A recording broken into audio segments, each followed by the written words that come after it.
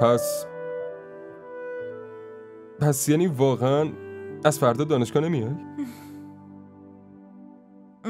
اونا بدجوری مخالفن.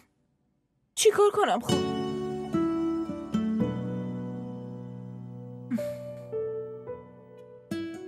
خیلی دلم برات تنگ میشه. منم. واقعا خیلی بهت بد کردن. آره، چی کار میتونم بکنم؟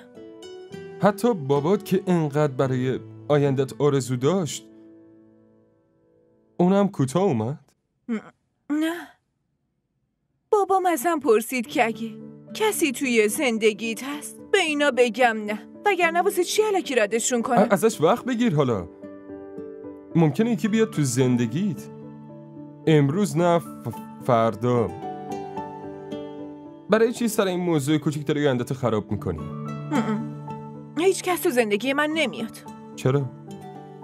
برای اینکه اون پسری که دوستش دارم خیلی احمقه. فقط مادرش و کتاباشو دوست داره. اصلا به من حتی نگاه هم نمیکنه.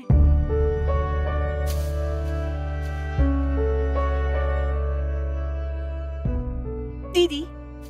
گفتم که هیچ وقت منو به اون چشم نگاه نمیکنه اصلا. منم به هیچ کس دیگه‌ای به اون چشم نگاه نمیکنم. واسه همینم بهتره حرف بابامو گوش بدم.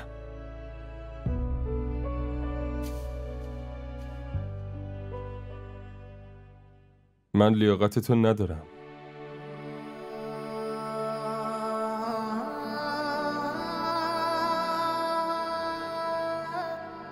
سالاد نوشابه چیزی بیارم؟ نه، همینرم ببرید دیگه. پوری